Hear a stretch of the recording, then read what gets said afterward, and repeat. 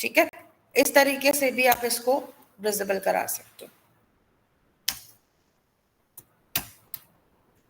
ठीक है, तो this is my 3D array. तो इस तरीके से आप एक 3D एरे को डिफाइन कर सकते हो और अपने प्रोग्राम में यूज कर सकते हो। ठीक है, तो this is my 3D array. तो this is how like we can create and declare in 3D array. ये विद वैल्यूज आएगा, यहाँ पर हम इनपुट यूजर से लेंगे। अब अगर मान लो मुझे ए वाला जो टेबल है उसके अंदर इनपुट यूजर से लेनी है, तो एक चीज आपको ये ध्यान में रखनी है कि आपका जो डॉट लेंथ ऑप्शन आता है ना, जो हम नॉर्मली क्यों यूज करते हैं, to determine the length of rows, जैसे कि हमने पिछले प्रोग्राम्स में किया था। बट जब हम 3D एरे में आते हैं तो ऐसे में ये बात ध्यान में रखना है, या 4D में भी जाओगे तो डॉट लेंथ हमेशा फर्स्ट डायमेंशन का लेंथ देता है। ओके, बाय डिफॉल्ट अगर आप इसको सिर्फ एरे के नेम के साथ लिखते हो, तो अगर आपने क्या लिखा, एरे का नेम लिखा और डॉट लेंथ लिया 3D के केस में, so it will return you the number of tables. अगर मुझे अब यहाँ पर क्या करना है, मुझे यहाँ पर क्या निकालना है, एरे नेम के साथ में अगर मैंने यहाँ पर 1 डायमेंशन दिया और यहाँ पे मैंने क्या दे दिया, इंडेक्स दे दिया। ठीक है, और किसका इंडेक्स देना है मुझे यहाँ पर, लेट्स सपोज टेबल इंडेक्स। ठीक है, और डॉट लेंथ लगाया, तो ये मुझे क्या रिटर्न करेगा, it returns the number of rose in that particular table. Particular table कौन सा होगा, जिसका टेबल इंडेक्स आ रहा है। सेम वे में अगर हमने यहाँ पे लिखा एरे नेम टेबल इंडेक्स, पहले आ जाएगा, फिर यहाँ पर आएगा रो इंडेक्स, फिर लिखा अगर डॉट लेंथ, तो ये क्या रिटर्न करेगा, it returns the number of columns.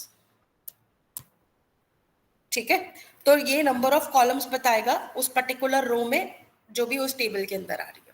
ठीक है, तो इस तरीके से आप लोग क्या करते हो, यहाँ पे लेंथ को फाइंड आउट कर सकते हो। अब अगर हम इसी प्रोग्राम को लेते हैं और आगे चलते हैं, अगर मान लो मुझे क्या करना है, इनपुट लेना है वैल्यूज को इनटू द एरे, तो इसको कैसे लेंगे, तो यहाँ पर हम लोग सबसे पहले तो स्कैनर यूज कर लेते हैं।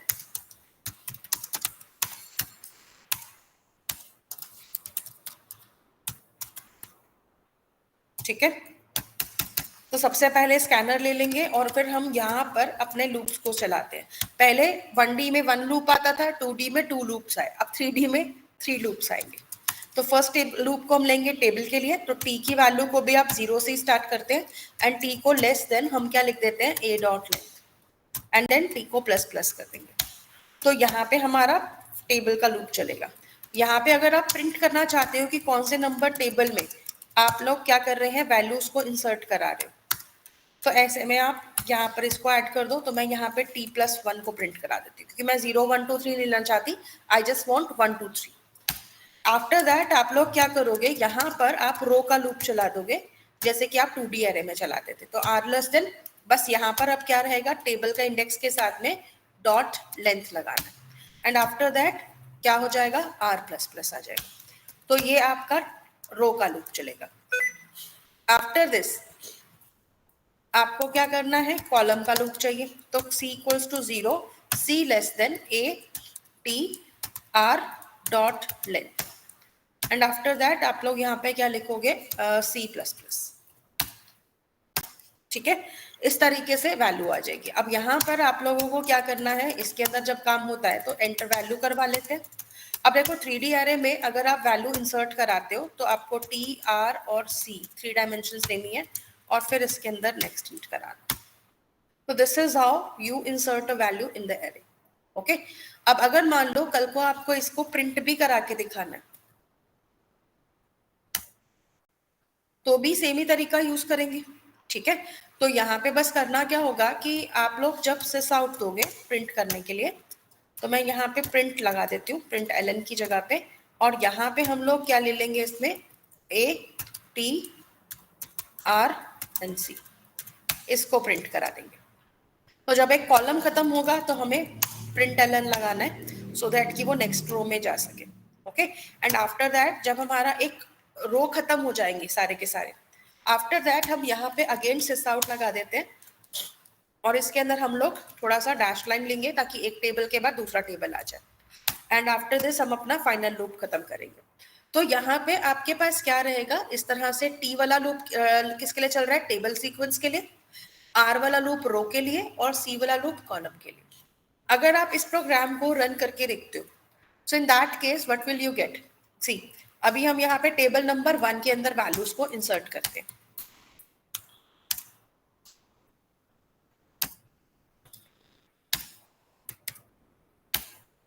तो सी मेरे पास कितनी वैल्यूज आई, 6 वैल्यूज आई, मतलब 2/3 का जो 3/2 का हमने एरे बनाया था। सेकेंड टेबल में भी सेम ही साइज है, तो आप यहाँ पे अपनी वैल्यूज को इंसर्ट करा सकते हो।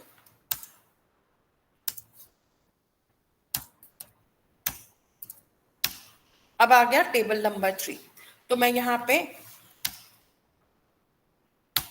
टेबल नंबर 3 की वैल्यूज को दे देती हूँ। सी आपके पास 3 टेबल बन गए अब। अच्छा मैंने यहाँ पे /t नहीं दिया, बीच में देना चाहिए था, नहीं तो वैल्यू जुड़ी हुई आ रही है। ठीक है, तो यहाँ पे टेबल 1 की वैल्यूज आ गई, 2 की आ गई और 3 की भी वैल्यूज आ गई। तो मतलब हमारे पास एक ही एरे में 3 टेबल्स बन रहे हैं यहाँ पे बाय यूजिंग दिस ट्रिक। यहाँ तक क्लियर हुआ प्रोग्राम कैसे वर्क कर रहा है? Any doubt? No ma'am. Okay, बस इसमें मैं थोड़ा सा एडिशन कर रही हूँ, जो वैल्यूज एक साथ आ रही थी उसके लिए /t लगा देना बस, बाकी चल जाएगा।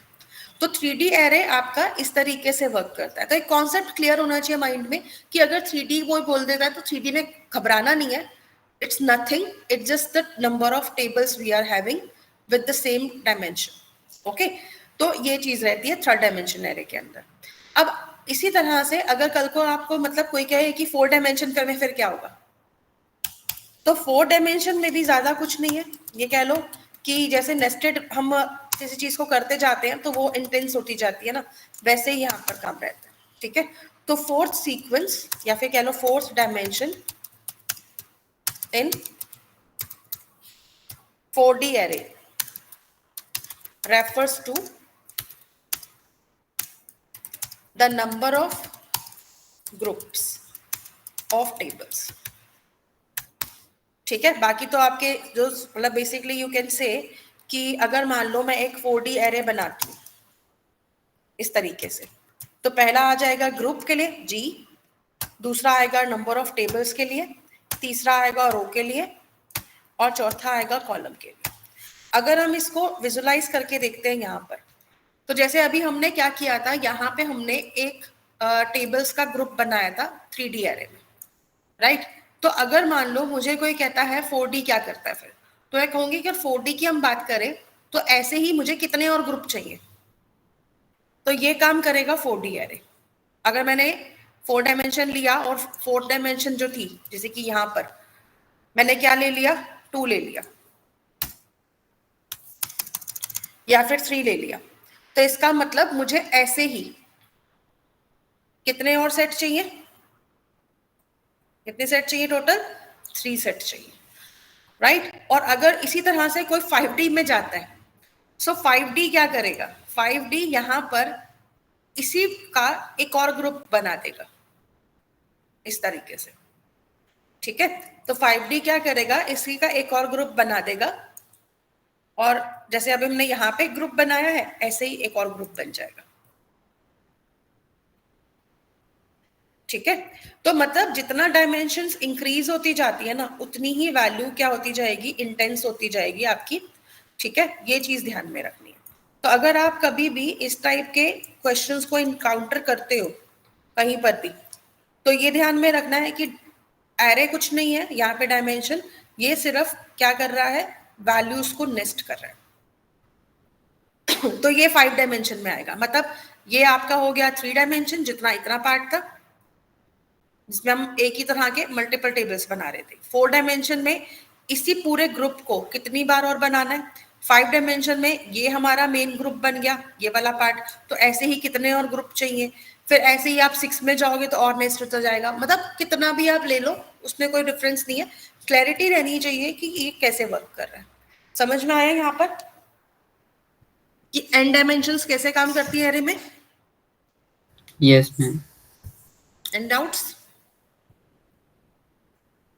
मैम एक बार रिपीट कर सकते हैं, जस्ट बिकॉज कि नेटवर्क इशू के कारण मैं लेफ्ट हो गया था। ओके मैं बस यही बता रही थी कि 3D एरे और 4D एरे के अंदर डायमेंशंस कैसे वर्क करती है, nothing else. I was just telling you कि 3D array is a set of multiple tables, right? So it creates a group of tables. So if I want multiple groups to be created, then I will take the 4D array. तो 4D array में मुझे कितने group of tables चाहिए वो मैं बताऊंगी, और फिर अगर हम इसको मान लो फर्दर ग्रुप करते हैं तो इतने ही मुझे और ग्रुप कितने चाहिए, तो 5D में वो चीज आ जाती है। तो मतलब जैसे जैसे डायमेंशंस बढ़ती जाएंगी ना, जैसे ब्रैकेट्स है, जितना नेस्ट करोगे उतना कॉम्प्लेक्स बढ़ता जाएगा, वही चीज आपकी एरे के साथ भी रहती है। क्लियर हुआ यहाँ तक अभी टॉपिक? Yes ma'am. ओके अच्छा देखो, इसी के साथ में अभी ये आपका एन डायमेंशंस का जो टॉपिक था वो तो आप लोगों को क्लियर है आई थिंक। नहीं भी होता तो लेट मी नो, वहां मैं हेल्प कर दूंगी। अब जब हम एरेस पे हैं ही, तो एक और एरे का नाम सुनने को मिलेगा आपको, डिफरेंट डायमेंशन एरे। किसी ने पढ़ा इसके बारे में? What is a different dimension array?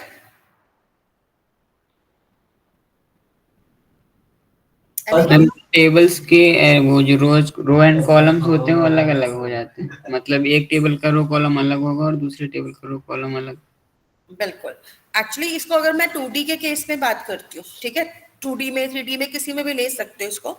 So different dimension array, it is the array where apart from first dimension,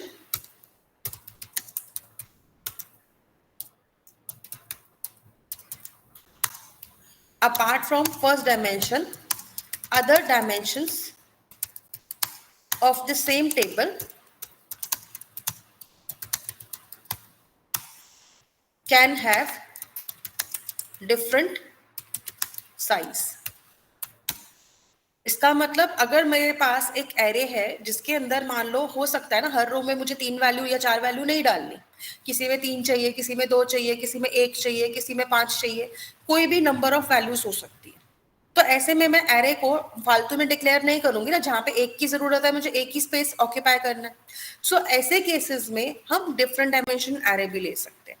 different dimension array को अगर आप 2D फॉर्म में डिफाइन करते हो तो इसका सिंटेक्स क्या रहता है कि आप पहले डेटा टाइप लेते हो, डेटा टाइप के बाद आपका एरे नेम आ जाएगा, एरे नेम के बाद मान लो 2D एरे है तो 2 डायमेंशंस लगाओ, न्यू इंट करके, ठीक है, न्यू करके डेटा टाइप जब लोगे तो यहां पर आप लोग क्या करोगे, सॉरी, यहां पर आप लोग रो का साइज तो दोगे लेकिन कॉलम को खाली छोड़ सकते हो।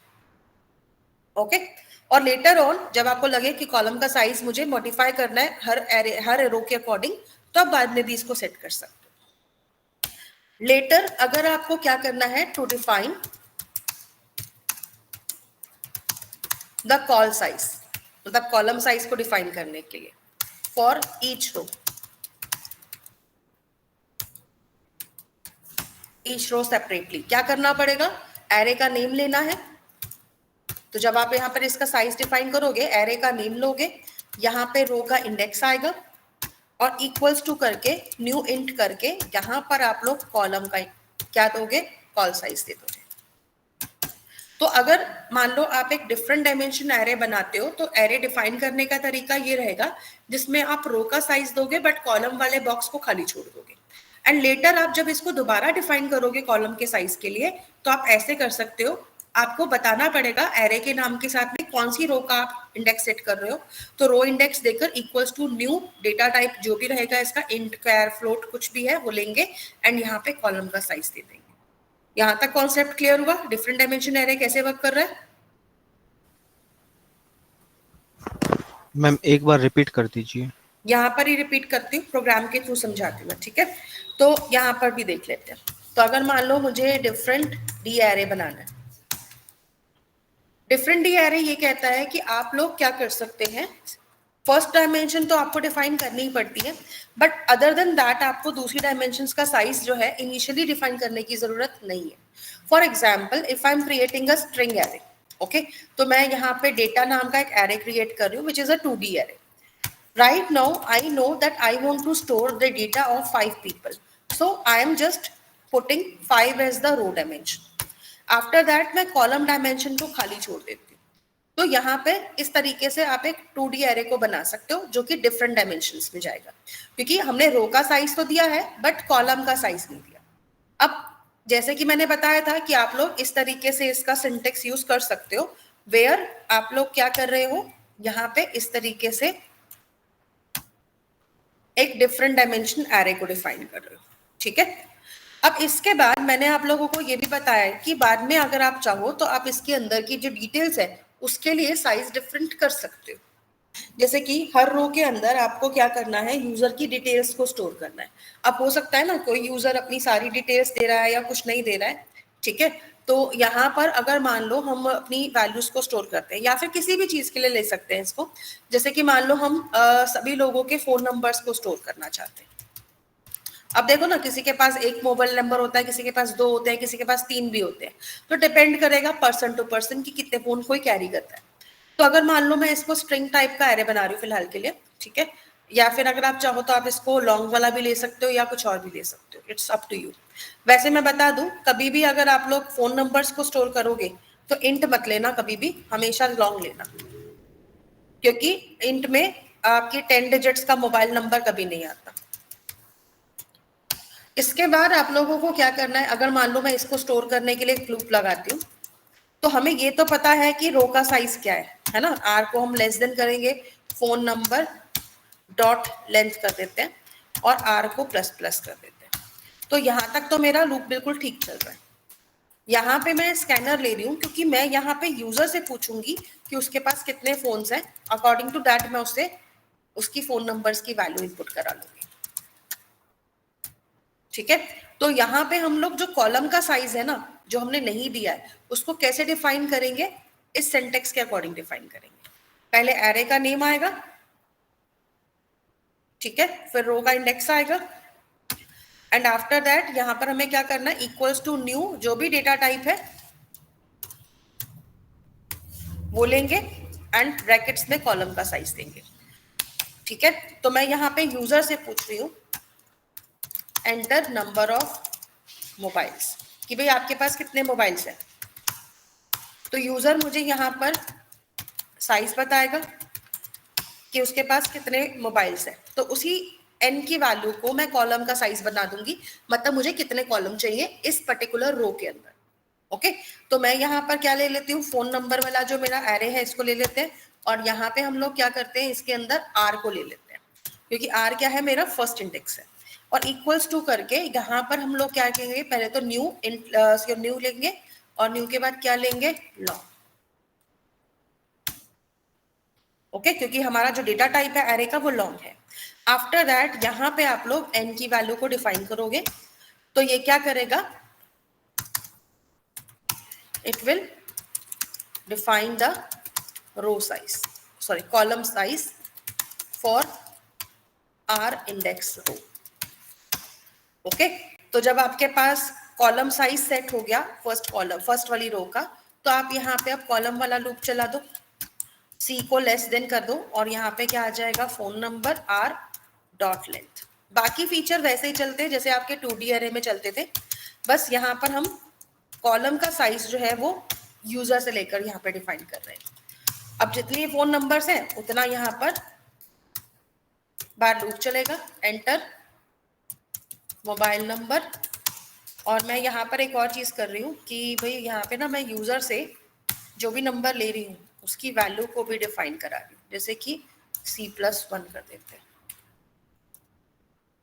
थोड़ा सा डिजाइन करने के लिए इसको, नथिंग एल्स. ठीक है, और यहाँ पे जो भी नंबर आएगा उसको हम फोन नंबर के बाद R और C के अंदर नेक्स्ट लॉन्ग करके सेव करा देंगे. So this is my program for taking phone numbers from user. अब किसी के पास एक मोबाइल होगा तो उतना ही साइज रहेगा, 2 होगा तो उतना ही साइज आएगा. इस तरीके से आपके पास वैल्यूज आ जाएंगी. एंड आफ्टर दैट अगर आपको डिस्प्ले कराना है तो डिस्प्ले के लिए तो आप सिंपल वाला ही लूप चलाओगे जैसे आप लोग पहले चलाते थे, आर और सी वाला. ठीक है, तो r equals to 0, r less than a dot sorry phone number dot length and r plus plus. And same way में कॉलम वाला लूप जो चलता है 2D एरे का, c less than phone number r dot length, and then यहाँ पर क्या आएगा c plus plus.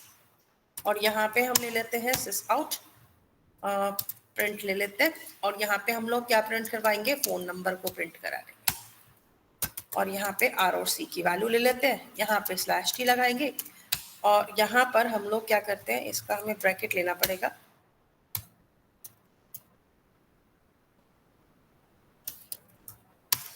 Print Elon लगाने की वजह से। ठीक है, तो ये हमारा जो प्रोग्राम है ये डिफरेंट डायमेंशन एरे का प्रोग्राम बना। अब इसका आउटपुट तो मैं बाद में दिखाऊंगी, पहले देखो यहाँ पर काम कैसे हो रहा है। पहले हमने एक एरे डिफाइन किया जिसमें हमने नंबर ऑफ रोज बताया बट कॉलम नहीं बताया। आफ्टर दैट मैंने स्कैनर को इनिशियलाइज किया, फिर मैंने एक लूप लिया है जिसकी वैल्यू मैंने कैसे सेट करी, यहाँ पर r इक्वल्स टू 0 सेट किया और r को less than phone number dot length, मतलब कितने लेंथ का एरे था, 5 लेंथ का, तो लेस देन 5 तक चला देंगे। राइट, तो मतलब r की इनिशियल वैल्यू 0 पे सेट है और ये लेस देन 5 तक रन होगा। आफ्टर दैट हम यहाँ पर यूजर से पूछ रहे हैं कि उसके पास कितने मोबाइल नंबर्स हैं, तो यूजर ने कहा कि लेट सपोज उसके पास 2 मोबाइल नंबर्स हैं। तो यहाँ आकर हम लोगों ने नेक्स्ट लाइन में क्या किया कि जो मेरे पास फोन नंबर का एरे था, ठीक है, तो जो हमारे पास फोन नंबर का एरे था इसके r इंडेक्स मतलब 0 इंडेक्स के ऊपर हमने न्यू लॉन्ग करके कितना साइज सेट कर दिया, 2 सेट कर दिया, क्योंकि मैंने n की वैल्यू को यहाँ दिया था। राइट, तो मतलब मेरे फर्स्ट रो का मतलब 0 वाली रो का साइज क्या सेट हो गया, 2 सेट हो गया। आफ्टर दिस हमने यहाँ पर एक लूप चला दिया कॉलम के लिए ताकि हम फोन नंबर की वैल्यू को इनपुट करा सके। तो हमने यहाँ पे c इक्वल्स टू 0 लिया, after that c less than phone number r dot length ले लिया। तो जो भी लेंथ है फोन नंबर r की मतलब इंडेक्स की, क्या लेंथ थी, अभी हमने कॉलम कितना दिखाया था, 2 साइज का, तो यहाँ पे ये लेस देन 2 चलेगा। फिर यहाँ पर ये आएगा और यहाँ पे मैसेज दिखाएगा यूजर को कि अपना फर्स्ट नंबर डालो। तो यहाँ पे यूजर जो भी नंबर इनपुट करेगा वो कहाँ पे जाएगा, 0 पे, और यहाँ पर भी 0 पे। जब दोबारा से लूप घूम कर आएगा 0 यहाँ पे इंक्रीमेंट होके 1 हो जाएगा, तो मतलब अगला फोन नंबर हमारा 0 1 पे सेव होगा। अगली बार फिर से घूम कर आएगा, इंक्रीमेंट करेगा तो कंडीशन फॉल्स हो जाएगी और ये इस वाले लूप से एग्जिट हो जाएगा। बाहर वाले लूप पे फिर से घूम कर आएगा, मतलब r वाले लूप पे r को 1 कर देगा, कंडीशन ट्रू है इसलिए वापस आएगा, फिर से यूजर से पूछेगा कि आपके पास कितने मोबाइल्स हैं। तो हम अगर मान लो इस बार 3 देते हैं, तो यहाँ पर जो मेरी कौन सी वाली रो है, 1 नंबर इंडेक्स की रो है, इसका साइज कितना सेट हो जाएगा, 3 सेट हो जाएगा। और फिर ये वाला जो लूप है वो 0 से लेकर कहाँ तक चलेगा, 3 तक चलेगा। एंड सेम वे में यहाँ पर भी वही 1 0 1 1 1 2 पे फोन नंबर्स को इनपुट करा लेगा। उसके बाद सिंपल है, जब ये हमारा सारा टास्क कंप्लीट हो जाएगा तो ये लूप से एग्जिट हो जाएगा और यहाँ आके प्रिंट कराएगा। लॉजिक समझ में आया सभी को डिफरेंट डायमेंशन का? Yes ma'am. Okay good. कोई कंफ्यूजन है किसी को, एनीवन? No ma'am. अब देखो इस प्रोग्राम को अगर हम लोग रन करते हैं तो यहाँ पे ये फर्स्ट टाइम पूछ रहा है कि कितने मोबाइल्स हैं। तो मान लो ये आ गया एंटर मोबाइल नंबर 1, तो मान लो मैंने ये पहला फोन नंबर दे दिया, ये दूसरा दे दिया और ये तीसरा दे दिया। फिर दोबारा पूछ रहा है एंटर नंबर ऑफ मोबाइल्स, तो नहीं यार ज्यादा नहीं देना, 2 देते हैं, ठीक है। तो यहाँ पे इस तरीके से आएगा। अब तीसरी बार पूछ रहा है एंटर नंबर ऑफ मोबाइल्स, तो मैंने यहाँ पे 4 दे दिया, तो ये आपके पास 4 नंबर्स ले लेगा। अब ये नेक्स्ट टाइम आ रहा है तो मान लो मैंने कहा कि मुझे 1 ही देना है, तो 1 नंबर ही उठाएगा। एंटर नंबर ऑफ मोबाइल्स अगर मान लो मैंने यहाँ पे लिखा कि मुझे 2 चाहिए, तो देखो अभी ये फर्स्ट रो में कितना साइज लिया इसने, 3 साइज लिया, सेकेंड रो में 2 साइज लिया, थर्ड में कितना लिया था हमने, 4 साइज, फोर्थ में 1 साइज था और फिफ्थ में 2 साइज था। तो मतलब जितनी हमने डायमेंशन सेट की हर कॉलम की सेपरेटली, उतनी ही वैल्यू उसने इनपुट लिया, राइट। तो इस तरीके से आपका डिफरेंट डायमेंशन एरे वर्क करता है। लॉजिक क्लियर हुआ सभी को? यहाँ पे किसी को कोई कंफ्यूजन है डिफरेंट डायमेंशन में? No ma'am. Okay good. तो इसके साथ साथ हमारा एरे का कॉन्सेप्ट तो खत्म हो गया। ठीक है, तो नेक्स्ट टॉपिक जो हमारा यहाँ पर आज स्टार्ट होना है दैट इज एक्सेप्शन हैंडलिंग। इसको हम रिवाइज करते हैं आज थोड़ा सा। Exception handling